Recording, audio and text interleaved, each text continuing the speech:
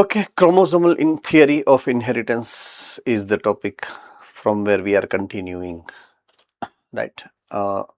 Till yesterday, कल तक हमने जो बात की है that is about the Sutton and Bowry experiment, observations in fact, not experiment. Due to some technical advancement, they have found the internal structure, they have found the internal behavior during the gametogenesis process.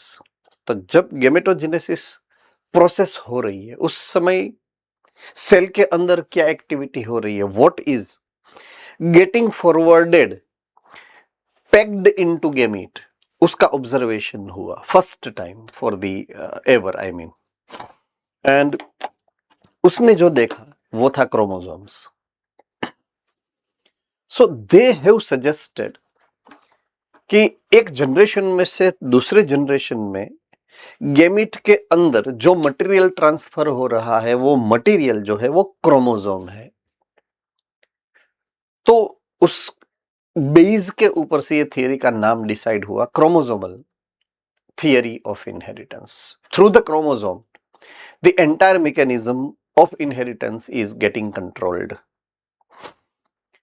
Fine. So first observation जो हमने कल बात की थी, पहला observation वो ये था। यहां तक हमने बात कल की थी और बाद में आई थिंक समय खत्म हो गया लेक्चर का, तो हमने बोला कि कल से हम कंटिन्यू करेंगे।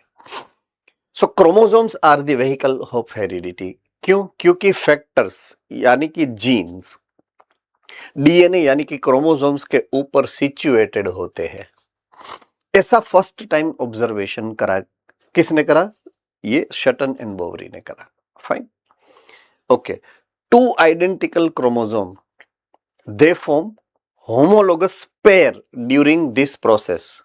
ये जब सेल डिवीजन की स्पेशल प्रोसेस होती है तब होमोलोगस क्रोमोसोम्स का पेयरिंग होता है। ऐसा उस प्रोसेस के दरमियान उसने ऑब्जर्व करा था। तो ये एक चीज हमारे लिए इंपॉर्टेंट बनी कि होमोलोगस पेयर बनती है क्रोमोसोम्स की। फाइन।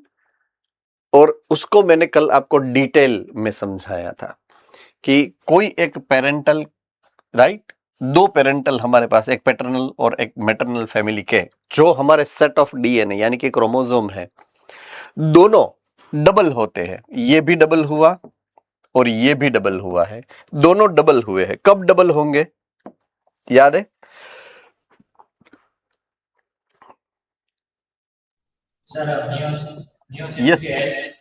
यस, एस फेज के अंदर ये दोनों डबल होते हैं।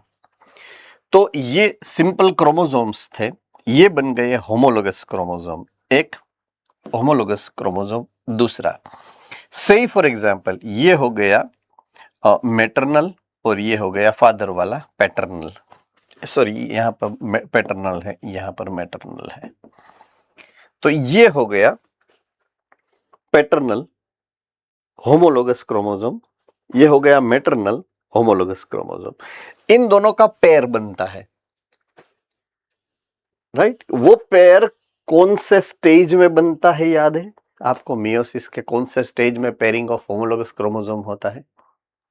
सर प्रोपेशन के ज़ाइगोटिन में। यस, ज़ाइगोटिन में, राइट। सो ये ज़ाइगोटिन स्टेज का उसने पहली बार ऑब्जर्वेशन, उसको नहीं पता था ये ज़ाइगोटिन है, प्लीज माइंड इट, है ना। ओके, नेक्स्ट पॉइंट की बात करते हैं हम, थर्ड ऑब्जर्वेशन। यही होमोलोगस पेयर जो बनी है ना, वो सेग्रीगेट होती है। क्या होता है? सेग्रीगेट, अलग होती है। कब अलग होगी? गैमीट फॉर्मेशन के टाइम पर। कब होगी? गैमीट फॉर्मेशन के टाइम पर। ओके, गैमीट फॉर्मेशन में मियोसिस का कौन सा ऐसा स्टेज है जब ये होता है separation of chromosomes? Anaphase. Yes, good, anaphase में होता है। सो ये आपकी फर्स्ट डायग्राम है जो आपकी बुक में दी गई है। If you observe your book has given this flow of diagram which indicates segregation of chromosome, यहां पे लिखा होगा, देखिए आप, सेग्रीगेशन ऑफ क्रोमोसोम। तो उसमें ये G1 फेज है, ये G2 फेज है। G1 और G2 के बीच में क्या आता है? S phase. तो मैं यहां पे लिख रहा हूं G1 और G2 के बीच में S फेज, मैं इंडिकेट कर रहा हूं, जो दिया नहीं है तो मैं लिख रहा हूं उसको आपके लिए। तो आपको लिखना है आपकी बुक के अंदर, ताकि जब आप पढ़ने बैठो तो आपको रियलाइज हो। फाइन। तो उसने क्या करा, देखिए, क्रोमोसोम का सिंगल सेट है हमारे पास, ये रहा मैटरनल पैटर्नल मैटरनल पैटर्नल। तो एस फेज में डबल हो गया, देखिए, मैटरनल 2 पैटर्नल 2 मैटरनल 2 पैटर्नल 2 और होमोलोगस क्रोमोसोम बन गए। डन है। होमोलोगस क्रोमोसोम का पेयरिंग हो गया, ये पेयरिंग हो गया, दोनों एक दूसरे के बाजू में अरेंज हो गए। पेयरिंग होने के बाद एनाफेज में ये सेपरेट हो रहे, एनाफेज में खींच रहे दोनों एक दूसरे को ऑपोजिट पोल में, इफ यू रिमेंबर, राइट। तो दोनों एक दूसरे के साथ जो थे वो अब एक दूसरे से दूर जा रहे हैं। मुझे यहां पे थोड़ा सा एडिशन करना है with respect to genotype. Fine. तो मैं आपको वो जीनोटाइप का एडिशन यहां पे आपको नोट डाउन करवा रहा हूं। फाइन। जो सेल साइकिल के अंदर जा रहा है उस सेल की प्लोइडी होने वाली है 2n। 2n सेल है वो, मींस उसमें एक मैटरनल सेट है, एक पैटर्नल सेट है। से फॉर एग्जांपल ये ऊपर वाला मैटरनल है, नीचे वाला पैटर्नल है, ऐसा 2 सेट है, तो यानी कि 2n है वो। प्लीज डू रिमेंबर, मैं 2n तभी लिख सकता हूं, मैं 2n तभी लिख सकता हूं जब मैटरनल प्लस पैटर्नल साथ हो, राइट। इसकी जगह पे पेयर है बट मैटरनल प्लस मैटरनल है, और पैटर्नल प्लस पैटर्नल है, ऐसी पेयरिंग है, तो मैं 2n नहीं लिख सकता हूं। तब मुझे लिखना पड़ेगा n प्लस n। 2 है लेकिन दोनों हेप्लॉइड है। डिप्लॉइड कब होगा? दोनों ऑपोजिट वाले साथ में होंगे तब। ये डिप्लॉइड है। डिप्लॉइड कब होगा? देखिए ये ऑपोजिट है, एक मैटरनल है तो एक पैटर्नल है। जब ऑपोजिट साथ में होगा ना तब ही ये डिप्लॉइड होगा। याद रह जाएगा, है ना। यहां पे भले ही 2 सेट है इसके पास, देखिए यहां पे 2 सेट है, यहां पर 2 सेट है, लेकिन दोनों एक ही जैसे है ना। मैटरनल एंड मैटरनल है, पैटर्नल एंड पैटर्नल है, तो हेप्लॉइड ही है। तो उसलिए मुझे लिखना क्या पड़ेगा? n प्लस n, ऐसे लिखना पड़ेगा इसको। इसकी प्लॉइडी ये है n प्लस n दोनों की।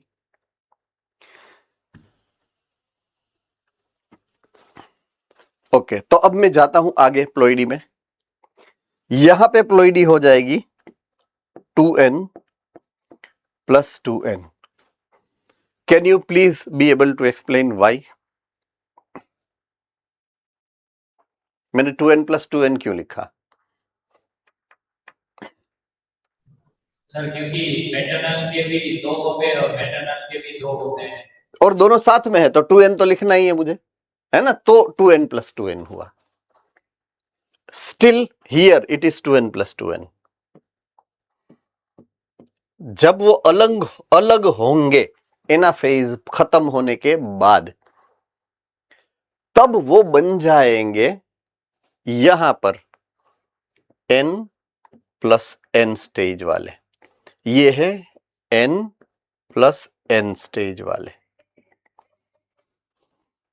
रेडी? ये एक n इधर जाएगा तो ये हो गया हेप्लॉइड 1, दूसरा हेप्लॉइड, तीसरा हेप्लॉइड, चौथा haploid. Clear? All right. So that is how you are having these arrangement of special kind of cell division which is getting observed only during gametogenesis, and that is the process called meiosis. ये observation सबसे पहले शटन and Boveri ने करा है कि ऐसा कुछ होता है। तो पहले क्या होता है? पेयरिंग होती है, बाद में क्या होता है? सेपरेशन होता है। तो ये सेपरेशन की बात है, सेग्रीगेशन।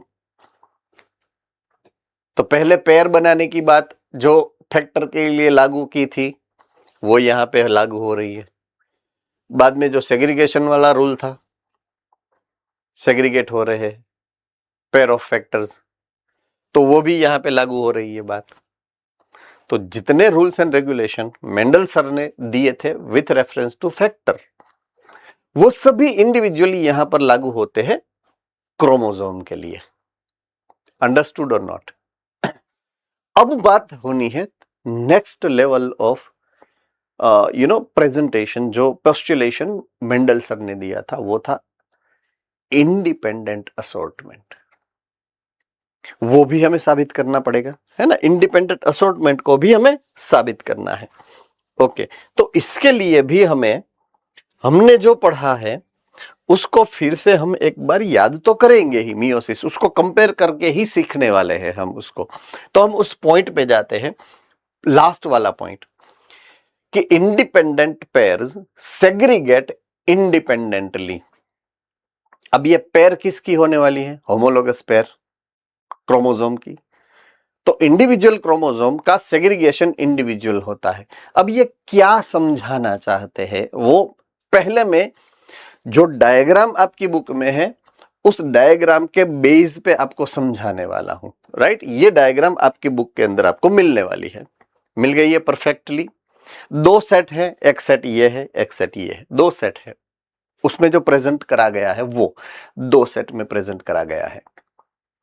पहले सेट की मैं बात करता हूं, मियोसिस 1 का जो पहला एनाफेज है, वहां पर से आप देख सकते हो, ऑब्जर्व कर सकते हो पेयरिंग ऑफ क्रोमोसोम में ऊपर की जो पेयर है वो है ऑरेंज एंड येलो की, देख सकते हो आप।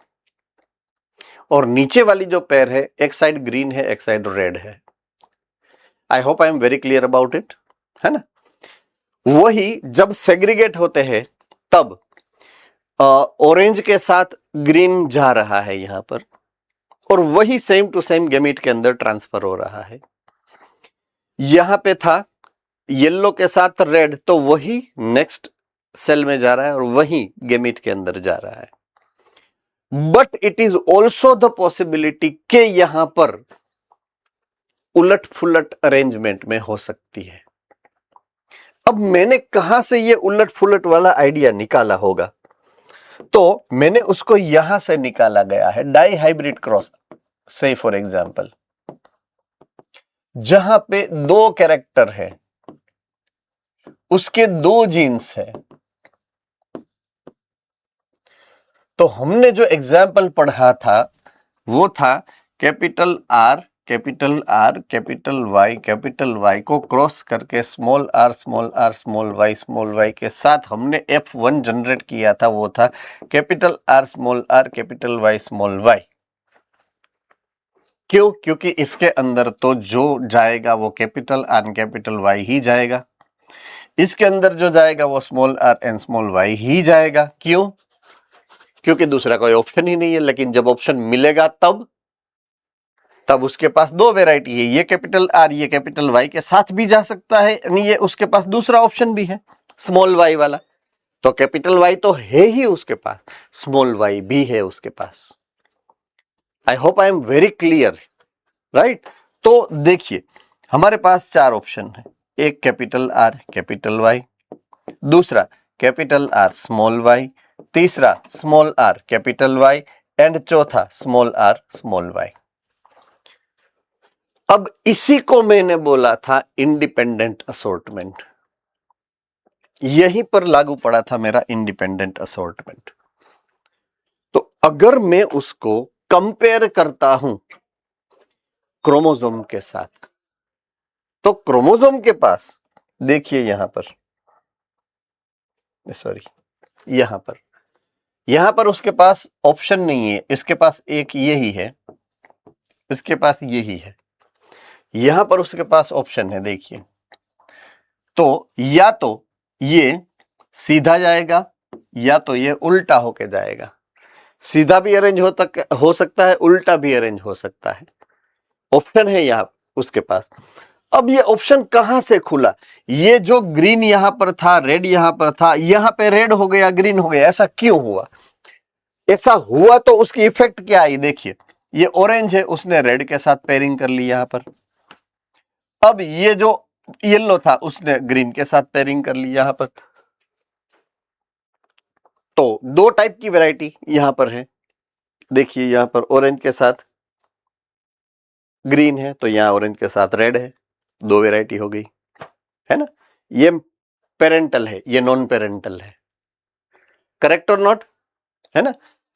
अब मुझे ये समझना है कि ऐसा क्यों होता है, ऐसा होता क्यों है, ऐसी अरेंजमेंट क्यों हो सकती है, इंडिपेंडेंट यहां पर सेग्रीगेशन क्यों इंडिपेंडेंटली होता है। ओके, हमें इसके लिए जाना पड़ेगा हमारी मियोसिस की प्रोसेस में। मियोसिस नंबर 1, मियोसिस 1, प्रोफेज 1 खत्म। प्रोफेज 1 में हमें यह पता है कि होमोलोगस पेयर्स ऑफ क्रोमोसोम बने हैं। उसमें जो भी होना है, means crossing over and these and that, सब कुछ हो चुका है और उसी स्टेट में वो है, एक क्रोमोसोम दूसरा क्रोमोसोम होमोलोगस, दोनों का पेयरिंग है, वही स्टेज में है। आई hope I am very clear, है ना? तो होमोलोगस पेयर ऑफ क्रोमोसोम है, उसको जब आप माइटोसिस की प्लेट जो बनती है मेटाफेज में, राइट? तो वो प्लेट जो बनती है उसमें डबल लेयर होते हैं। इफ यू हैव गॉट और रिमेंबर्ड दिस फिनोमेना, क्यों डबल लेयर बनते हैं? क्योंकि उसकी अरेंजमेंट ही एक के साथ एक की है, तो डबल लेयर ही बनेंगे ना, एक ऊपर वाला ऊपर जाएगा, नीचे वाला नीचे जाएगा।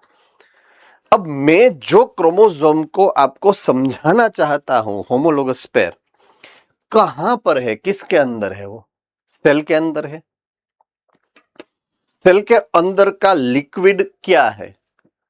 साइटोप्लाज्म है। साइटोप्लाज्म जो है वो एक्वियस यानी कि वाटर मीडियम है। तो वाटर के अंदर कोई अगर चीज अगर तैर रही है, फ्लोट कर रही है, तो वो तो ऐसे भी फ्लोट कर सकती है और ऐसे भी फ्लोट कर सकती है, दोनों तरह से वो तो अरेंज हो सकती है ना। वो तो डिपेंड्स ऑन सर्कमस्टेंसेस, इंटरनल जो लिक्विड का मूवमेंट है उसके हिसाब से उसका अरेंजमेंट हो सकता है। तो what I mean here is कि जब से फॉर एग्जांपल ये सेल है, सेल के अंदर से फॉर एग्जांपल ये एक मैटरनल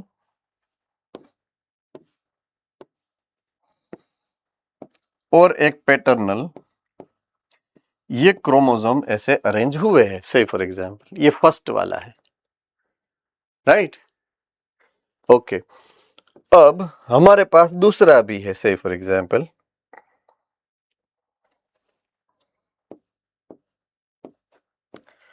ये दूसरा क्रोमोसोम है, राइट?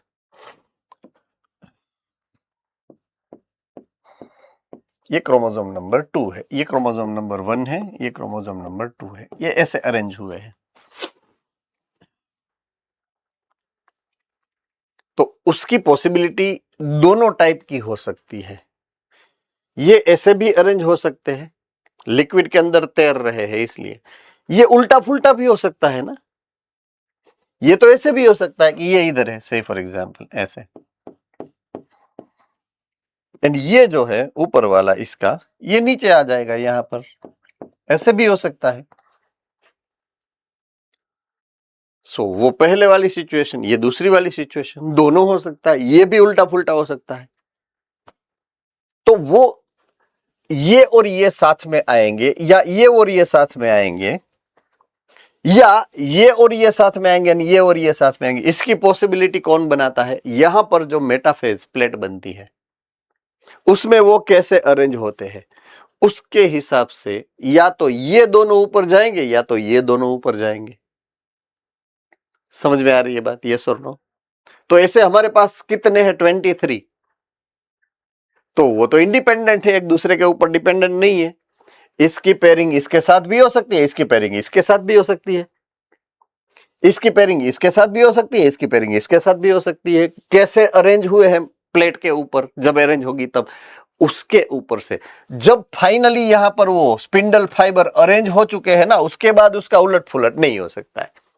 उसके पहले जो अरेंजमेंट होगी वो फाइनल हो जाएगी, बट वो नक्की नहीं होती है कि पैटर्नल है तो ऊपर ही रहेगा, मैटरनल है तो नहीं, ऐसा कुछ नहीं होता है। कुछ एक केस में मैटरनल ऊपर रहता है, कुछ एक केस में पैटर्नल ऊपर रहता है। So it is depending, understood. And इसके लिए ये लागू होता है कि सेग्रीगेशन जो होता है दोनों टाइप का हो सकता है, इंडिपेंडेंट है, वो एक दूसरे के ऊपर डिपेंडेंट नहीं है कि दोनों साथ में ही जाए। मींस ऑरेंज ग्रीन के साथ ही जाएगा ऐसा जरूरी नहीं है, ऑरेंज रेड के साथ भी जा सकता है। क्यों? जब वो उल्टा हो जाएगा अरेंजमेंट में तब। चलिए, इसमें किसी को कोई प्रॉब्लम पक्का नहीं है? ओके, तो आई रिक्वेस्ट कि आप एक बार नजर फेर लो उसमें जो दिया है, राइट। आपकी टेक्स्ट बुक के अंदर मैं आपको दिखा देता हूं सरनामा, ये वाला यहां से स्टार्ट करना होगा आपको। ये यहां से लेकर यहां तक, यहां पे कंपैरिजन दिया गया है जीन्स और क्रोमोसोम का, दोनों एक ही है। जीन भी वही कैरेक्टरिस्टिक फीचर दिखाता है, क्रोमोसोम भी वही कैरेक्टरिस्टिक फीचर, उसको कंपेयर किया गया एक दूसरे के साथ, राइट। आप एक बार नजर फेर लो, है ना, फटाफट।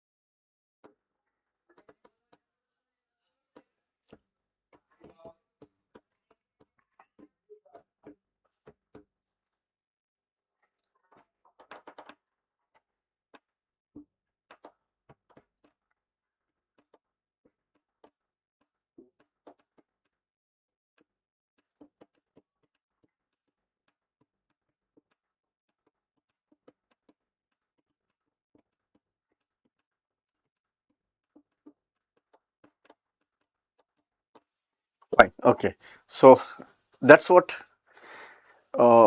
the thing, the observation they have made and they have concluded. कुछ कंक्लूजन दिया है उसने, जो यहाँ पे आपके सामने पेज नंबर 67 के ऊपर रखा गया, 3 लाइन में उसको पोस्टुलेट करके रखा है आपके सामने। Sutton and Boveri argued after end of the observation that the pairing and separation of a pair of chromosome would lead to segregation of pair of factors that they carry. Means उन्होंने क्या suggestion दिया पता है? What you can postulate here, उन्होंने बोला ऐसा है कि एक जनरेशन में से दूसरे जनरेशन में क्रोमोसोम तो जाते ही है, फैक्टर कहां पर है? फैक्टर क्रोमोसोम के ऊपर लोकेटेड होते हैं। It means genes are located on the chromosome, ऐसा सबसे पहला उन्होंने सजेशन दिया था। आप समझ रहे हो बात को, है ना। सो फैक्टर्स को कैरी कौन करके जाता है? Chromosomes. Means factors are located on the chromosomes, ये उसका पोस्टुलेशन, ये उसका ऑब्जर्वेशन है। So Sutton united the knowledge of chromosomal segregation with Mendelian principle and उसको नाम दे दिया chromosomal theory of inheritance. Compare करा, देखा वो जो मेंडल कह रहे हैं वो एग्जैक्टली पॉइंट लागू होती है, राइट। जो सेपरेशन की, पहले तो एग्रीगेशन की बात की कि पेयर में होता है तो होमोलोगस पेयरिंग होती है, यस, प्रूव्ड। दूसरा सेपरेशन की बात करी थी कि सेपरेट होते हैं तो सेग्रीगेट तो होते ही है, होमोलोगस पेयर ही सेपरेट सेग्रीगेट होती है, राइट। दूसरा इंडिपेंडेंट असोर्टमेंट होता है तो वो भी होता है, कम ऑन, तीनों चीज साबित करके भी, राइट। तो तीनों चीज प्रूव करके दी कि ऐसा ऐसा ऐसा इस केस में होता है। अब आप से फॉर एग्जाम्पल आप कोई भी चीज मेरे सामने रखो, से फॉर एग्जाम्पल, तो मैं क्या बोलूंगा, क्यों आया भाई ऐसा, कैसे होता है ये, आप समझाओ जरा मुझे, है ना। आपके सामने रखा ही है ना टेक्स्ट बुक, लेकिन वो कैसे होता है मुझे एक्सप्लेन तो करना पड़ेगा ना। सिर्फ आप टेक्स्ट बुक पढ़ के नीट क्रॉस नहीं कर सकते हो, मुझे समझाना पड़ेगा कि ये इसलिए होता है, ये ऐसे होता है, ये ऐसे हुआ था और यहां तक पहुंचा है। मैं आपको हर एक स्टेप में गाइड कर रहा हूं, प्रूफ दे रहा हूं, समझा रहा हूं, दैट्स व्हाट आई मीन। तो उस समय पे कैसे होता है ये क्यों मीन्स मैंने तो समझाया ना आपको, आपको पता भी है। कम ऑन, आप स्टैंडर्ड 11 में चैप्टर नंबर 10 में ये सब पढ़ के आए हो ना, इसलिए आपको पता है। शटन एंड बोवरी को किसने पढ़ाया होगा, कब कुछ था ही नहीं ना पहले, तो उसको ये नहीं पता था कि ये होता कैसे है। होता है इतना पता था, कैसे होता है ये तो उसको नहीं पता था ना। तो किसी ने उसको पूछा कि भैया ये कैसे होता है, आप तो ये तो बता समझाओ। तो उसने बोला यार सॉरी ये नहीं पता है ना। तो टीएच मॉर्गन नाम के एक साइंटिस्ट थे, उसने बोला कि मुझे ये जानना है अभी, चलो कि अब ये प्रोसेस होती कैसे है।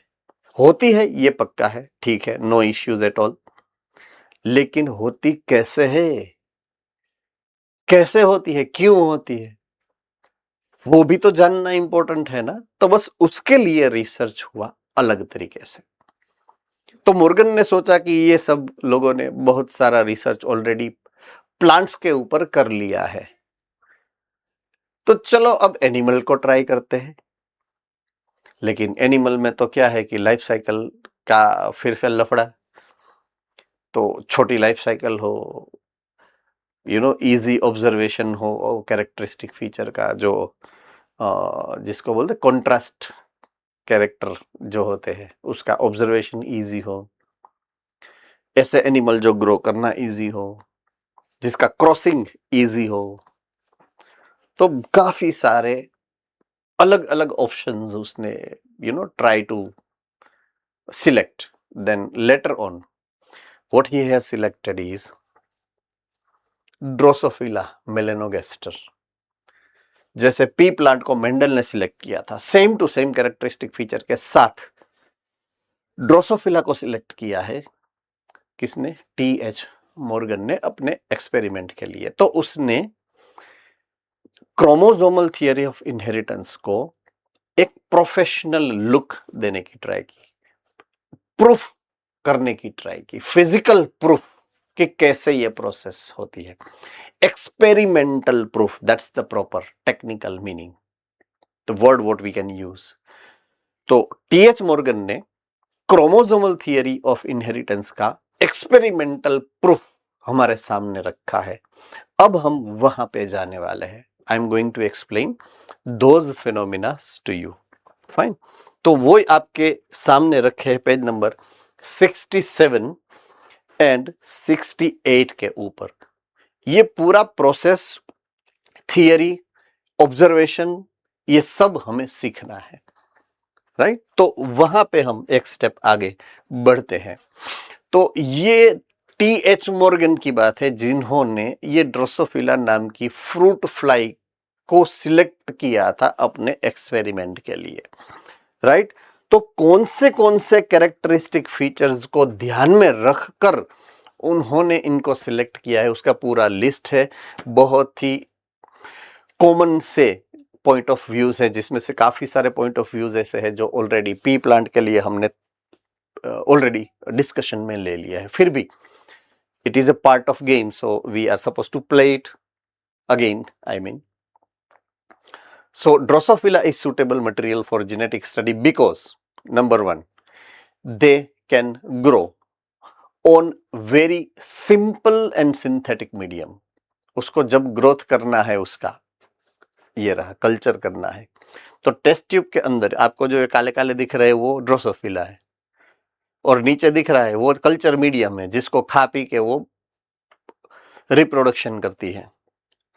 तो कल्चर मीडियम में उसकी आप जितनी चाहो ऑफस्प्रिंग प्रोड्यूस कर सकते हो, उसको you can grow them in a simple and not natural synthetic medium के अंदर आप कर सकते हो। दूसरा, वेरी शॉर्ट जनरेशन टाइम, उसकी लाइफ साइकिल बहुत ही कम है, 2 वीक, 12 to 14 डेज, 2 वीक की उसकी लाइफ साइकिल है। तो यू नो, 1 वीक की बात करो आप, से for example 2 week, 3 week, 4 week, 1 महीना खत्म, महीने में 2 आप जनरेशन को स्टडी कर पाओगे। टोटल 4 जनरेशन होती है, राइट? अब एक जनरेशन का टाइम है से फॉर एग्जांपल 2 वीक का, तो उसके हाफ में वो अगेन रिप्रोड्यूस कर सकती है ना। तो टोटल आप 4 जनरेशन को 1 महीने में स्टडी कर सकते हो। 1 महीने में आप 4 जनरेशन को स्टडी कर सकते हो, तो बहुत ही फास्ट स्टडी हो जाएगा आपका। नंबर 3, ब्रीडिंग आप कभी भी कर सकते हो थ्रू आउट द ईयर, उसकी कोई ब्रीडिंग सीजन नहीं है। यूजुअली क्या होता है, प्लांट में ये एक लिमिटेशन है, प्लांट की ब्रीडिंग में प्रॉब्लम ये होता है, majority of animals are also seasonal breeder, breeding की सीजन होती है। Fine. Next point, progeny, right? बच्चे, इतनी ज्यादा नंबर है उसके, क्योंकि ये इंसेक्ट है। इंसेक्ट का रूल है, वो जब ऑफस्प्रिंग क्रिएट करेंगे ना, तो वो लॉट एंड लॉट में ही होगी। बहुत ही सिंपल सा इकोलॉजिकल उसका रीजन है, इकोलॉजिकल रीजन है उसका। सबसे पहले लैंड के ऊपर ट्रांसफर होने वाले इनवर्टिब्रेट्स ये थे, आर्थ्रोपोडा। आर्थ्रोपोडा के पहले एनेलिडा, एकदम धीमे धीमे धीमे, जिसको पैर मिला और जो फैल के आगे दौड़ के भाग के गए, तो वो तो आर्थ्रोपोडा थे जो पहली बार लैंड के ऊपर जाने वाले एनिमल थे। उसके ऊपर कोई एनिमल था ही नहीं, प्लांट्स थे जितने चाहिए उतने। पॉइंट समझो आप, मैं जो समझाना चाहता हूं, जितने चाहिए उतने प्लांट है, खाना पीना जोरदार, दुश्मन कोई नहीं, कितना मजा आ जाए, है ना? घटे तो जिंदगी घटे खाली, बाकी कहीं ना घटे। तो at that time they had habit कि ऑफस्प्रिंग जितनी चाहिए उतनी वो कर सकते थे। क्यों? क्यों? उसके पास खाना है, जितना चाहिए उतना, और मारने वाला कोई नहीं है। नंबर 2, से फॉर एग्जाम्पल उसके बाद जितने भी एनिमल्स आए, इवोल्व होके, इवोल्यूशन हुआ, अब वो खाएंगे किसको? दूसरा कौन है यहां पर? कोई नहीं है, आर्थ्रोपोडा ही है, तो खाएंगे किसको? आर्थ्रोपोडा को। सिंपल सा लॉजिक है। तो बाद में आने वाले कोई भी एनिमल, आज तक हमारे तक ह्यूमंस तक, ह्यूमन बेबी छोटा सा है, 6 महीने का, 8 महीने का, आप उसको नीचे छोड़ दो, बाजू में कोई भी छोटा सा इंसेक्ट जाएगा ना, तो उसको ऐसे मारेगा ही। ये डीएनए में लिखा है कि इसको मारना है, दैट्स इट। तो उसके नेचुरल जो एनिमीज है ना, डे बाय डे इंक्रीज होते हैं। इवोल्यूशन के कोर्स ऑफ टाइम में डे बाय डे उसके दुश्मन ज्यादा से ज्यादा होते ही गए। अब उसकी मजबूरी हो गई कि अगर उसको जिंदा रहना है तो प्रोजेनी का सिंपल खत्म, अदरवाइज उसकी स्पीसीज एक्सटिंक्ट हो जाएगी। सिंपल सा लॉजिक। पहले फूड अबंडेंट था, दुश्मन नहीं था इसलिए, बाद में दुश्मन बढ़े इसलिए, बट उसका नंबर तो प्रोजेनी का ज्यादा ही होता है। ये इकोलॉजी का रूल है। क्योंकि उसकी नंबर ऑफ प्रोजेनिस इसलिए ज्यादा है क्योंकि उसके दुश्मन ज्यादा है, तो उसको बचने के लिए उसको ये करना ही पड़ता है। इसलिए तो वेराइटीज देखिए ना आप इंसेक्ट्स के अंदर कितनी है, वेराइटीज क्यों है, एडेप्टेशंस क्यों है, रीजन यही तो है, दुश्मनों से बचना है ना। तो वो पानी में भी रह सकते हैं, वो हवा में भी है, वो लैंड के ऊपर भी है, लैंड के अंदर भी है, खा भी सकते हैं, नहीं भी खा सकते हैं, प्लांट भी खा सकते हैं, एनिमल भी खा सकते हैं। आप समझ रहे हो ना मेरी बात को, बड़े भी है, छोटे भी है, रेंगते हुए भी है, पैरों के साथ चलते हुए भी है। जैसी जैसी उसको जरूरत हुई वैसे वैसे एडेप्टेशंस उसने करे, तो they have ability of generating multiple of the progenies by mating. Okay, male and females are easily observable, distinguishing उसका इजी है कि ये मेल है ये फीमेल, आइडेंटिफाई कर सकते हो बेस्ड ऑन देयर साइज। ये दो, उसमें जो छोटा वाला है बेचारा वो मेल है, राइट, और ये बड़ी वाली है वो फीमेल है। तो मेल एंड फीमेल को easily with respect to their size आप डिस्टिंग्विश कर सकते हो। लास्ट में इनहेरिटेबल जो कैरेक्टरिस्टिक फीचर्स है वो आप इजीली देखकर आइडेंटिफाई कर सकते हो। जैसे पी प्लांट में था कि tall plant versus dwarf plant, easily आप देख के रिकॉग्नाइज कर सकते हो। बट ये तो छोटा सा है, राइट, तो उसको वो जो छोटा वाला माइक्रोस्कोप होता है उसके अंदर आप देख लोगे, इजीली आप ऑब्जर्व कर सकते हो, राइट। तो इवन लो पावर माइक्रोस्कोप में आप इजीली उसके कैरेक्टरिस्टिक फीचर को आइडेंटिफाई कर सकते हो। तो आपका ऑब्जर्वेशन जो है वो एकदम इजी रह जाएगा। तो सब फेवरेबल कंडीशन है क्यों हमें ड्रोसोफिला को इस एक्सपेरिमेंट में सिलेक्ट करना पड़ा, उसके ये रीजंस है, राइट। अब जो बात आती है वो है the theory what he has proposed to us. He मतलब T.H. मॉर्गन सर, उन्होंने जो थियरी हमारे सामने रखकर प्रपोजल रखा है उस थियरी का नाम है लिंकेज एंड रिकॉम्बिनेशन।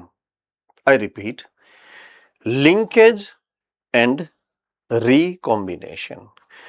ओके, अब मैं डायरेक्टली यहां पर भले दिया है, मैं आपको डायरेक्टली एक्सप्लेन करूंगा तो आपके होश उड़ जाएंगे कि ये क्या, होश तो सिर्फ तोते उड़ जाएंगे कि ये क्या हो रहा है भैया, दिन में भी तारे दिखेंगे, राइट, और रात को सर्जनहार दिखेंगे, सब दिख जाएगा।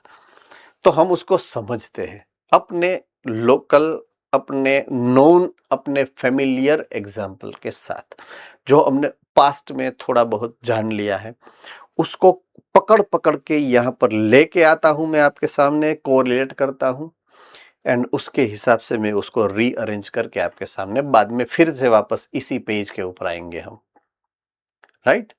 बट उसके लिए सबसे पहली मेरी जो रिकॉल करने की जरूरत है वो है मियोसिस की प्रोसेस। मियोसिस की प्रोसेस को हम रिकॉल करेंगे पहले।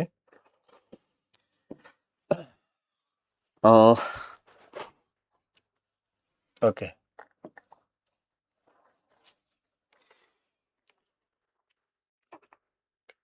मियोसिस की प्रोसेस में मियोसिस 1, मियोसिस 2, तो मैं मियोसिस 1 में जाता हूं। उसमें होता है प्रोफेज 1, फिर होता है मेटाफेज 1, फिर होता है एनाफेज 1 एंड फिर होता है टेलोफेज 1। अब प्रोफेज 1 के अंदर मेरे पास 5 डिफरेंट स्टेजेस है, राइट, जहां पे शुरुआत होती है लेप्टोटीन से, फिर होता है जाइगोटीन, फिर आएगा पिकाइटीन, फिर आएगा डाइकाइनेसिस, डिप्लोटीन एंड फिर डाइकाइनेसिस, राइट। अब इंडिविजुअली अगर देखा जाए तो लेप्टोटीन का मेन कैरेक्टरिस्टिक फीचर क्या है? What is a chief characteristic feature of leptotene?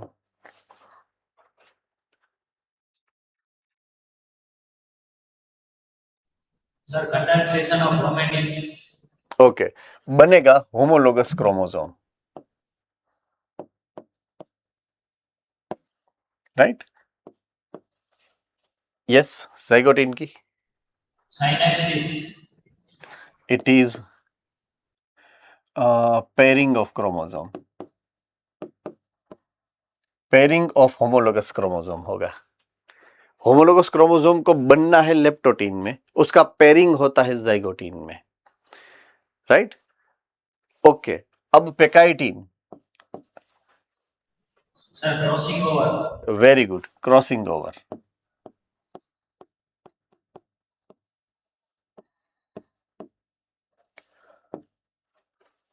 Diplotene, formation of कैइस्माटा।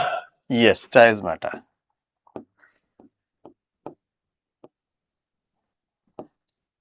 Diplotene separation,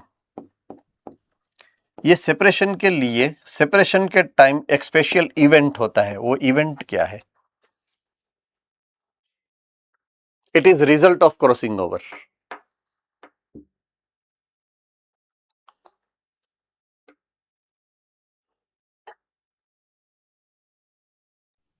sir terminalisation of chiasmata. Okay,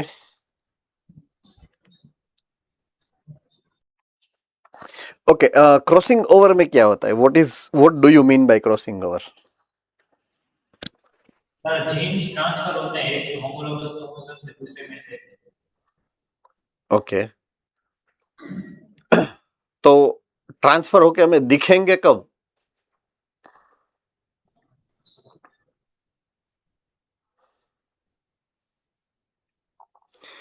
crossing over में ओवरलैपिंग होता है, दो होमोलोगस क्रोमोसोम है जिसकी दो नॉन सिस्टर क्रोमोटिड एक दूसरे के ऊपर ओवरलैपिंग करेगी, उसको हम क्रॉसिंग ओवर बोलते हैं। उसमें एक्सचेंज ऑफ जीन्स कब होगा? यहां पे होगा, जब वो टूट के अलग होती है तब वो एक दूसरे से अलग होंगे ना।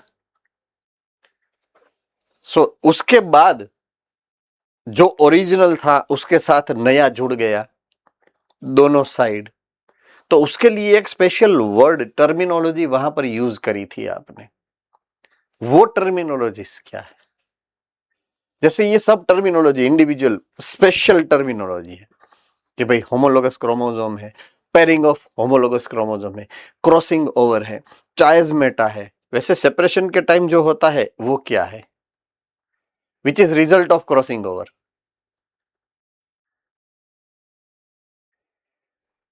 हम तीन ही है, चिंता मत करो, आप बोल सकते हो लिखने से भी। सर परफेक्टली याद नहीं आ रहा।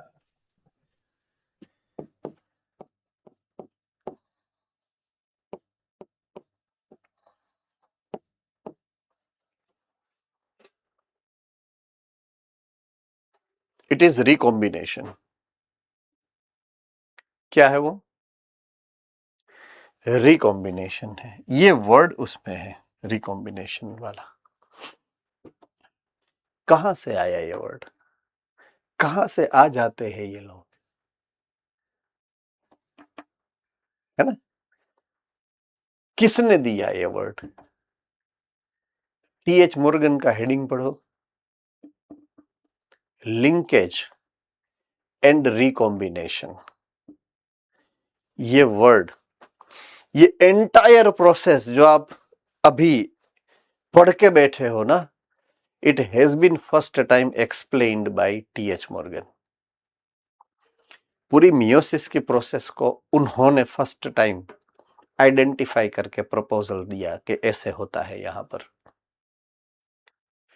देखा था सबसे पहले शटन एंड बोवरी ने, लेकिन एक्सप्लेनेशन उसका, एक्सपेरिमेंटल एक्सप्लेनेशन किसने दिया है? टीएच मॉर्गन ने। तो हमने जो सीखा है मियोसिस की प्रोसेस को, वो आइडेंटिफाई करके एक्सप्लेन करने की रिस्पॉन्सिबिलिटी, उसका जो हिस्ट्री है ना, वो ये है एक्चुअल में। कैसे हुआ?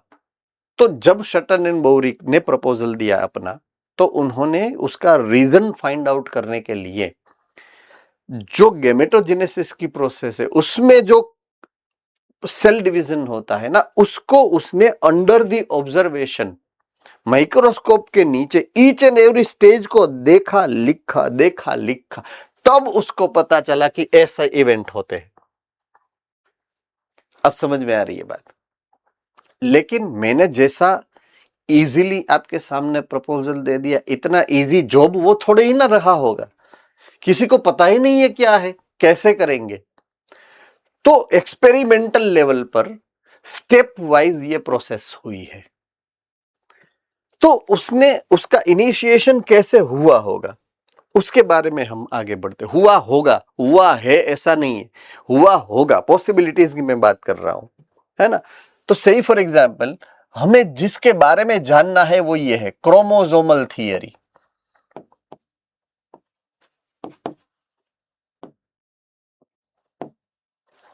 तो ये बात है क्रोमोसोम्स की। तो जब शटन एंड बोवरी उसने बोला कि क्रोमोसोम नाम का कोई स्ट्रक्चर होता है, उसका जो मैकेनिज्म है वो फॉरवर्ड होने का या तो ट्रांसफर होने का, ऐसा मैकेनिज्म है। तो जैसे टीएच मॉर्गन का दिमाग एक जैसे एक एक डायरेक्शन पे चला कि वो कैसे होता है, चलो मैं उसको जानता हूं, तो दूसरे वह साइंटिस्ट भी तो थे ना दुनिया में, राइट। तो कुछ साइंटिस्ट ऐसे थे, उन्होंने ये सोचा कि क्रोमोसोम के टाइप्स कितने होंगे, how many types of chromosome can be there. तो वो है क्रोमोसोम के टाइप्स।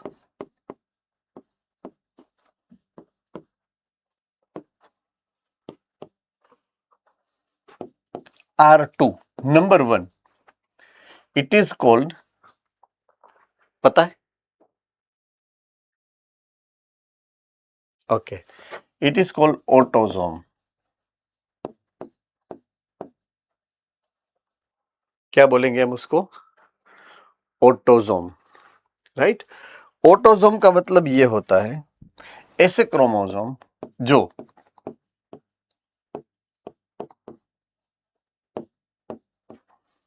वेजिटेटिव कैरेक्टर को कंट्रोल करेंगे,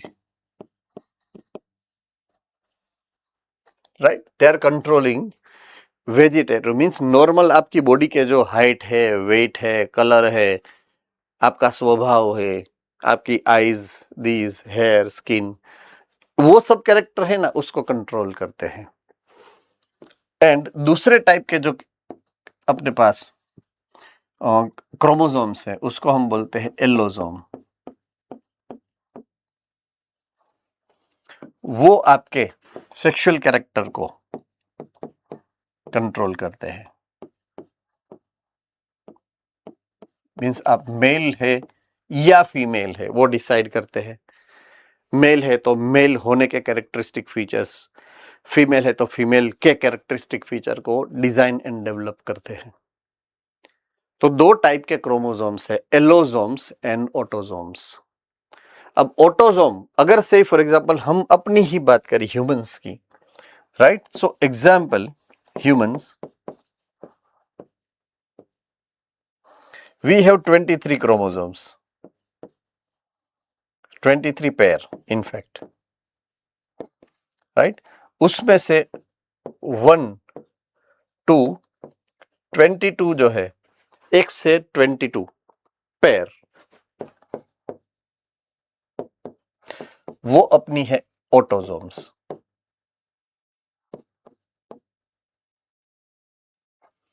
लास्ट पेयर जो है 23rd,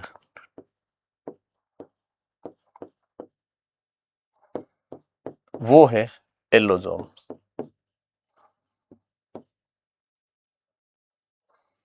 ये हो सकती है आइदर XX और XY, दो में से एक हो सकती है, ये तो शायद पता ही होगा, है ना। तो XX एंड XY ये ऑटोसोम है, सॉरी एलोसोम है, एंड 1 to 22 पेयर जो है वो ऑटोसोम है। ओके, अब ये एक पॉइंट है, ये एक चीज है जिसके ऊपर अगर मुझे क्रोमोसोमल थियरी की इनहेरिटेंस की मैकेनिज्म को स्टडी करना है तो स्टडी तो क्रोमोसोम को ही करना पड़ेगा ना। अब मेरे पास दो टाइप के क्रोमोसोम है, एक ऑटोसोम भी है, एक एलोसोम भी है। नंबर की कंपेयर करो, किसके नंबर ज्यादा है, ऑटोसोम के नंबर ज्यादा है या एलोसोम के नंबर ज्यादा है? ऑटोसोम्स। तो अब मुझे स्ट्रक्चर में, समझने में, एक्सप्लेन करने में, ऑब्जर्व करने में जो कम है उसका ऑब्जर्वेशन में इजीली कर सकता हूं या ज्यादा है उसका ऑब्जर्वेशन? कम है उसका। ओके, तो इसलिए उन्होंने मतलब टीएच मॉर्गन ने इसको सिलेक्ट किया ऑब्जर्वेशन करने के लिए। किसको? Sex chromosome X and Y को। I hope I am very clear with this. उसको तो क्रोमोसोम को स्टडी करना था, उसके बिहेवियर को स्टडी करना था। तो compare to autosome and allosome उसने एलोसोम को सिलेक्ट किया कि भाई इसकी नंबर तो फिक्स है, एटलीस्ट 2 ही है, वो 22 में तो आड़ा उड़ा हो जाएगा, है ना। अब मुझे स्टडी करना है 1 and 2 की पेयर को, तो 1 and 4 की एक पेयर हो जाएगी, दूसरी 1 and 2 की हो जाएगी, तो कंफ्यूजन क्रिएट होगा। उससे ज्यादा है, इसकी एक ही पेयर होती है, चलो इसी को कर लिया जाए टारगेट। तो इसलिए उसको इजीली ऑब्जर्व कर सके, इसलिए उन्होंने एलोसोम को सिलेक्ट किया है। तो सबसे बड़ी एक ये बात है जिसके बारे में हमें पहले से इंफॉर्मेशन होनी चाहिए कि उन्होंने अपने एक्सपेरिमेंट करने के लिए सेक्स क्रोमोसोम का यहां पर यूज करा है। यस सर एलोसोम्स ऑटोसोम्स से अलग दिखते होंगे ना? Yes structure. यस, वो सब आपको पता चल जाएगा इसके बाद के चैप्टर्स के अंदर, क्योंकि केमिकली मॉलिक्यूलर लेवल पे हमें इसके बाद के चैप्टर के अंदर जाना है। अभी हम सिर्फ बिहेवियर, फिजिकल उसकी प्रॉपर्टी जानेंगे, केमिकल प्रॉपर्टी इसके बाद के चैप्टर के अंदर आएगा। तो कैसे उसको अरेंज करना है, कैसे वो फर्स्ट किसको बोलेंगे और लास्ट किसको बोलेंगे, वो सब उसमें आने वाला है ना। ओके, यस आपका क्वेश्चन। तो सर टीएच मॉर्गन को पता कैसे चला होगा कि ये ऑटोसोम है या एलोसोम है? डेफिनेटली उसको पता इसलिए चला था कि जिस साइंटिस्ट ने ये थियरी प्रपोज की थी ना, जो साइंटिस्ट ने ये थियरी प्रपोज करी थी, तो वो किसी ऑब्जर्वेशन के बेस पे ही करी होगी ना कि इसको ऑटोसोम बोलते हैं, इसको एलोसोम। तो टीएच मॉर्गन ने तो इसी के पोस्टुलेट के आधार से नक्की किया था कि ये ऑटोसोम है और ये एलोसोम है, राइट। अब वो क्या था वो बाद में मैंने सोचा, मैंने आपको बोला, वैसे मैं बाद में आपको समझाऊंगा, राइट। यूजुअली क्या होता है, साइज के हिसाब से उसका अरेंजमेंट होता है। इन शॉर्ट, सबसे बड़ा है ना, सबसे बड़ा वो फर्स्ट नंबर पे आएगा क्रोमोसोम, सबसे छोटा है वो लास्ट में आएगा। तो लास्ट है 23rd पेयर, तो सबसे छोटा होगा वो क्या होगा, सेक्स क्रोमोसोम। सिंपल सा लॉजिक है। तो ये इवन आइडेंटिफाई करना भी इजीली कि सबसे छोटे पेयर है ना उसको उठाओ, वही है हमारा। तो उसके लिए तो सब इजी हो गया ना टीएच मॉर्गन के लिए, समझना भी इजी, ऑब्जर्वेशन भी इजी, आइडिया लगाना भी इजी, है ना। तो इसलिए उन्होंने सेक्स क्रोमोसोम को सिलेक्ट किया। ओके, हमें जो ऑब्जर्व करना है अब, ये डायग्राम के अंदर, जो डायग्राम आपकी बुक के अंदर दी गई है, राइट, ऑल राइट, उसमें दो सेक्शन है, cross A and cross B. मिला?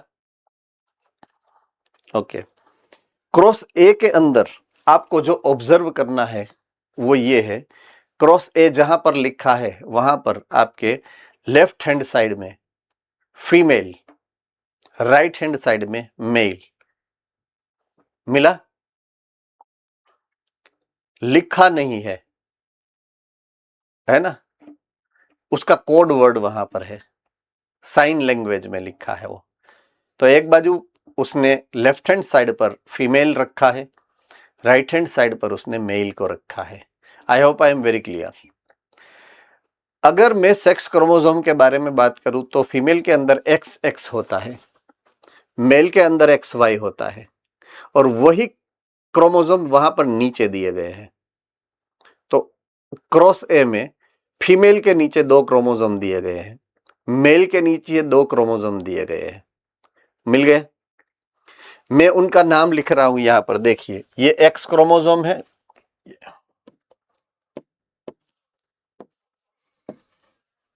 ये एक X है, ये दूसरा X है, ये एक X है, ये Y है नीचे वाला।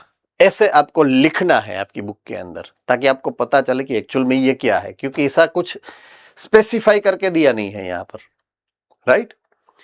तो ये फीमेल है, सो इसके पास XX है, ये मेल है, इसके पास XY है।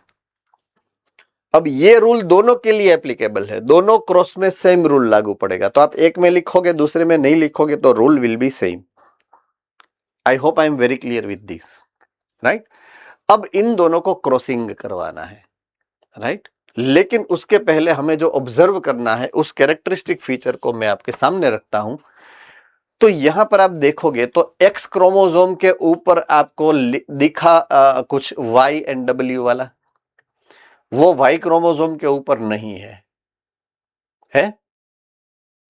नहीं है। Y क्रोमोसोम के ऊपर आपको कुछ लिखा हुआ नहीं है, X क्रोमोसोम के ऊपर लिखा है।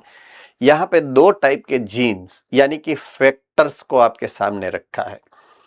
एक फैक्टर है Y, एक फैक्टर है W। So it means 2 different types of genes के लिए ये बात हो रही है, तो ये नेचुरली डाई हाइब्रिड क्रॉस की बात है।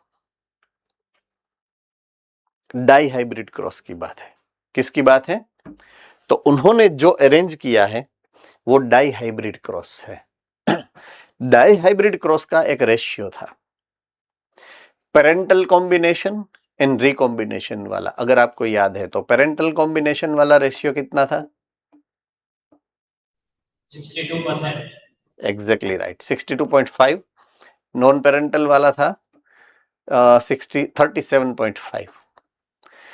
ये एक्सपेक्टेड रेशियो है, राइट? जब एक जनरेशन में से दूसरे जनरेशन में से आप मींस पेरेंटल में से F1 एंड F1 में से F2 में जाते हो डाइहाइब्रिड क्रॉस को लेके, तो आपका एक्सपेक्टेड रेशियो जो है वो क्या होगा? ये होगा पेरेंटल एंड नॉन पेरेंटल का 62.5 एंड 37.5 काइंड ऑफ दैट। तो ये होता है एक रेशियो जो आपको आइडेंटिफाई करना था उनको। तो उन्होंने क्या करा, उसके लिए 2 कैरेक्टर को लेके 2 क्रॉस किए। तो पहले क्रॉस में आपको जो यहां पर कैरेक्टरिस्टिक फीचर दिखने को मिल रही है, देखिए अब पहले वाला फीमेल वाला, फीमेल के नीचे लिखा है येलो एंड व्हाइट। ये 2 कैरेक्टर डिफरेंट है। अब येलो जो लिखा है ना वो बॉडी का कलर है। क्या है? बॉडी का कलर है। एंड व्हाइट जो लिखा है ना वो आईज का कलर है, आईज, राइट?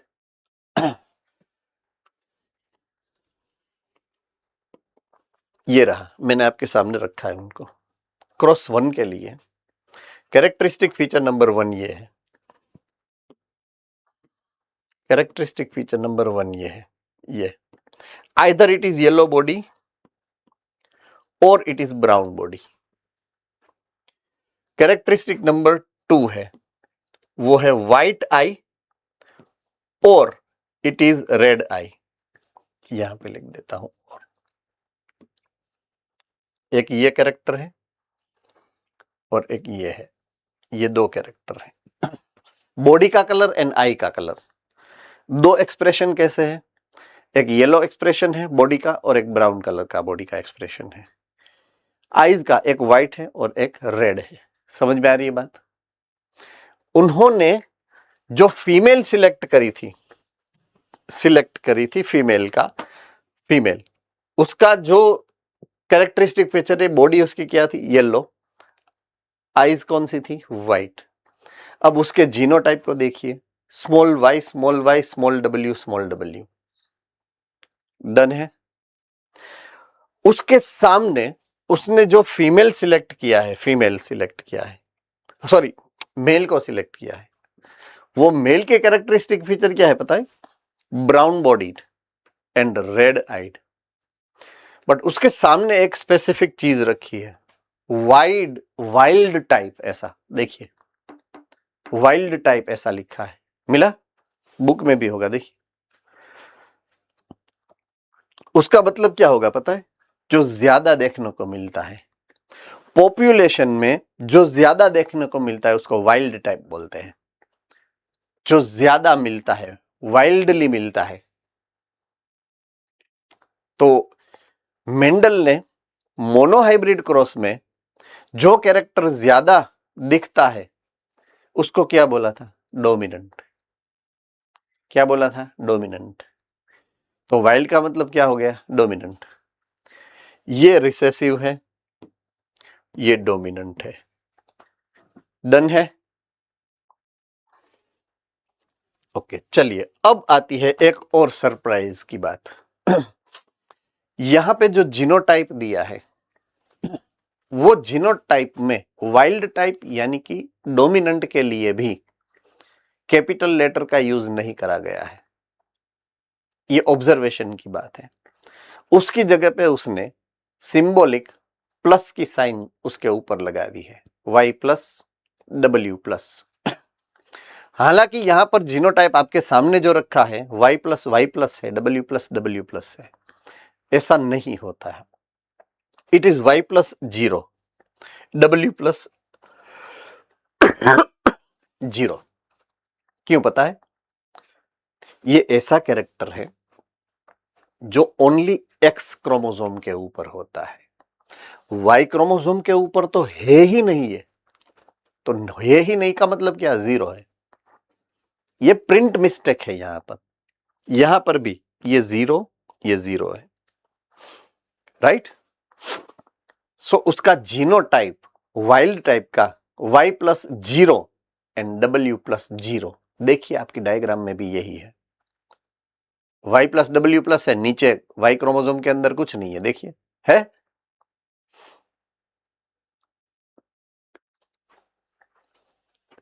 ढूंढ रहे हो, मिल नहीं रहा है। करेक्ट और नॉट? आप ढूंढ रहे हो, मिल नहीं रहा है। मैं जो बोल रहा हूं वो, मैं आपको कितना पहचानता हूं आप सोच सकते हो। चलिए आपको ढूंढ के देता हूं मैं, है ना? ये जीनोटाइप है फीमेल का, स्मॉल y स्मॉल w। मिल गया। ये है मेल्स का, y प्लस नीचे 0, W प्लस नीचे 0। डन? तो ये एक इंपॉर्टेंट मैटर है, प्रश्न पूछ सकते हैं इसमें से। क्यों? क्योंकि दिया गया है, भले डायरेक्टली या इनडायरेक्टली दिया तो है ही, बुक में ही है। बुक में से बाहर का अभी मैंने कुछ नहीं पढ़ाया है आपको, जितना मैंने आपको समझाया सब बुक में दिया गया है। अंडरस्टूड? रेडी? वाइल्ड टाइप का कैरेक्टरिस्टिक फीचर क्या है, फिनोटाइप क्या है? ब्राउन बॉडीड रेड आई, ब्राउन बॉडी रेड आई। रेडी? ओके। तो अब हमें जो देखना है वो यहां से आगे।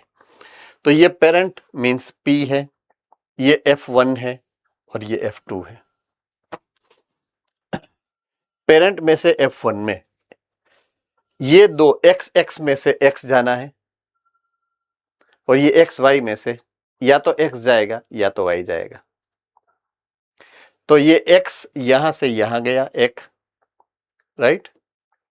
ये X यहां से यहां गया, ये X यहां से यहां गया, XX हो गया, और ये Y यहां पे गया, XY हो गया। So there is only 2 possibility. यहां से X दोनों बाजू में से X आएगा तो वो फीमेल होगा F1 में, राइट? यहां से भी X आया, यहां से भी X आया। यहां से जो X आएगा उसके पास देखिए डोमिनेंट कैरेक्टर है ना, Y प्लस W प्लस। तो वो यहां पे आ गया, तो अब वो ये वाइल्ड टाइप हो गया। क्यों? Dominant character wild type. यहां पे आ गए दोनों फैक्टर्स। जो एक्सप्रेस होने वाले हैं, फाइन।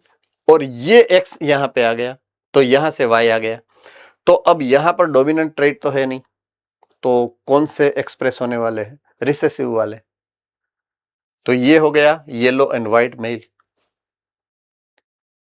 राइट। ओके, अब एक चीज मैं भूल गया बात करना आपसे कि क्यों यहां पर डोमिनेंट वाला कैपिटल नहीं लिखा गया, क्योंकि वो एक्स क्रोमोसोम के ऊपर है। अगर मैं क्रोमोसोम की बात करूं एक्स एंड वाई की, तो Y is dominant, X is recessive chromosome. क्योंकि एक्स है तो फीमेल ही होगी ऐसा नहीं बोल सकते आप, क्योंकि अगर मेल है तो एक्स वाई दोनों है ना, तो एक्स है तो हम फीमेल नहीं है, राइट। लेकिन अगर वाई जहां पे होगा वो मेल ही होगा। वाई है तो मेल है, वाई एब्सेंट है तो ही फीमेल है। तो डोमिनेंट कौन हुआ? वाई। तो एक्स इज रिसेसिव। तो जितने भी फैक्टर एक्स क्रोमोसोम के ऊपर है वो सब रिसेसिव ही है, डोमिनेंट हो ही नहीं सकते हैं। तो इसलिए उसको डोमिनेंट की साइन नहीं लग सकती है, इसलिए कैपिटल लेटर हम डिनोट नहीं कर सकते उसको। इसलिए वो डोमिनेंट दिखाने के लिए हमें स्मॉल उसके सामने ऊपर प्लस लिखना पड़ा। आई hope I am very clear, है ना। तो अब ये F1 को इंटरक्रॉस करवाने के बाद जब हम F2 जनरेशन में आएंगे तो हमें एक्चुअल में जो रेशियो मिलने वाला होगा वो रेशियो वो 63 एंड 37 वाला चाहिए, 62.5 37.5 वाला चाहिए। अब मिला देखो कितना, यहां पे है पेरेंटल कॉम्बिनेशन एंड रिकॉम्बिनेशन का रेशियो देखो 98.7 एंड 1.3% ओनली। अब वो तो टका खंजवारने लगा कि ये क्या हो गया। अब मेंडल भाई गलत है, बेटसन एंड प्यूनेट गलत है, कौन गलत है? या मैं गलत हूं? सब सही है। तो अब करे क्या? तो उसने बोला चलो ना एक ट्राई और करते हैं। उसने क्या करा? कैरेक्टर को बदला, कैरेक्टर को बदला। क्रॉस बी में उन्होंने कैरेक्टर को बदल दिया, एक कैरेक्टर वही रखा, आईज का कलर ये रहा व्हाइट आइड, उसके सामने रेड आई। कैरेक्टर नंबर 2 को बदल दिया, विंग्स की साइज, उसके पांख होते हैं ना उड़ने के लिए, उसकी साइज छोटी बड़ी, छोटी मतलब मिनिएचर ये, बड़ी मतलब ये रहा लार्ज विंग। तो छोटी वाली है रिसेसिव है, बड़ी वाली है डोमिनेंट है। तो डोमिनेंट वाले कैरेक्टर वाइल्ड में हो गए रेड आई लार्ज विंग। उसका क्रॉसिंग करवाया क्रॉस 2 में, देखिए तो क्रॉस 2 में देखिए तो पेरेंटल कॉम्बिनेशन एंड रिकॉम्बिनेशन का रेशियो मिल गया ना। तो मेंडल सही थे ना, बेटसन प्यूनेट भी सही थे ना, ये भी सही है ना। अब दूसरी बार टका खंजवारने लगा हो कि तो ये क्या है, ये तो दोनों सही है, मैंने ही किया है, मेरे सामने ही है। अब ये क्यों? अब ये जन्म स्थान है मियोसिस प्रोसेस का, उसने जो ऑब्जर्वेशन किया उसका, राइट। उसने बोला है, उसने आइडेंटिफाई करा है और उसने इन्वेंट किया है कि फैक्टर, जो कि हालांकि पहले ही सबको पता था कि factor are located on the chromosome, but उसने क्या इन्वेंट किया पता है? उसका परफेक्ट लोकेशन कैसे फाइंड आउट करना है, उसकी मेथड इन लोगों ने इन्वेंट करी। बाद में उसने देखा कि दो कैरेक्टर जो क्रॉस ए में है ना, मींस उसके फैक्टर कहां पर लोकेटेड है, देखिए तो Y एंड W का लोकेशन उसमें दिया गया है, देखिए ना, राइट। उसके सामने क्रॉस बी में W एंड M का लोकेशन भी दिया गया है। तो आप डिस्टेंस देखिए तो दोनों का, YW एंड WM का, किसका ज्यादा है? क्रॉस बी में ज्यादा है, क्रॉस ए में कम है। अब ऑब्जर्वेशन तो हम कर सकते हैं ना, इसका ऑब्जर्वेशन रिजल्ट क्यों ऐसा है? क्यों? क्योंकि इसका डिस्टेंस कम है। ये क्यों ये रिजल्ट मिला? बिकॉज डिस्टेंस ज्यादा है। ये ऑब्जर्वेशन है। अब मैं समझाता हूं एक्चुअली क्यों ऐसा होता है, राइट? से फॉर एग्जाम्पल ये होमोलोगस पेयर ऑफ क्रोमोसोम है एक, जिसके बारे में हम अभी बात कर रहे थे थोड़ी देर पहले। ये होमोलोगस पेयर ऑफ क्रोमोसोम है, वही एक्स क्रोमोसोम जिसके बारे में हमने अभी एक्सपेरिमेंट में बात करी। तो यहां पर 3 लोकेशन है, 1 2 3।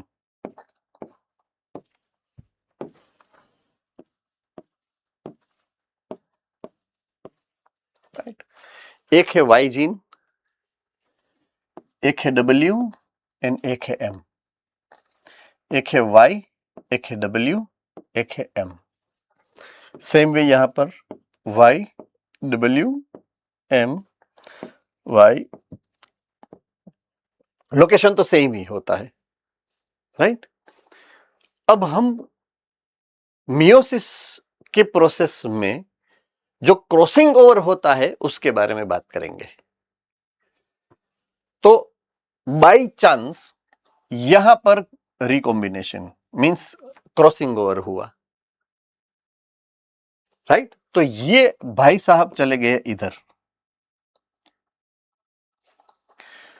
और ये भाई साहब उतर गए नीचे यहां पर ऐसे। अब ऐसा हुआ तो ये दोनों यहां पर आ गए, मींस Y W, और यहां पर जो दो थे वो यहां पे चले गए Y और W। अब इसमें नहीं समझ में आए ऐसी तो कोई मैटर है ही नहीं, राइट? अब क्रॉसिंग ओवर पूरा हो गया। ये भाई साहब जो थे यहां पे ज्वाइन हो गए और ये भाई साहब यहां पे ज्वाइन हो गए। लास्ट मेथड रिकॉम्बिनेशन हो गया। तो पहले क्या था पता है? इन दोनों के बीच की बात करते, देखिए यहां पे Y के साथ W था रिकॉम्बिनेशन से पहले, तो रिकॉम्बिनेशन के बाद भी Y के साथ W है ही, भले ना दूसरों का है लेकिन है तो साथ में ना, यस और नो? बट रिकॉम्बिनेशन से पहले जो W एंड जो M साथ में थे ना, रिकॉम्बिनेशन के बाद वो एक दूसरे से अलग हुए। देखिए तो अलग हुए, रिकंबाइन एक्चुअल में ये है, ये रिकॉम्बिनेशन नहीं है, ये रिकॉम्बिनेशन है। तो रिकॉम्बिनेशन होने के लिए इंपॉर्टेंट क्या है? डिस्टेंस ज्यादा होना या डिस्टेंस कम होना?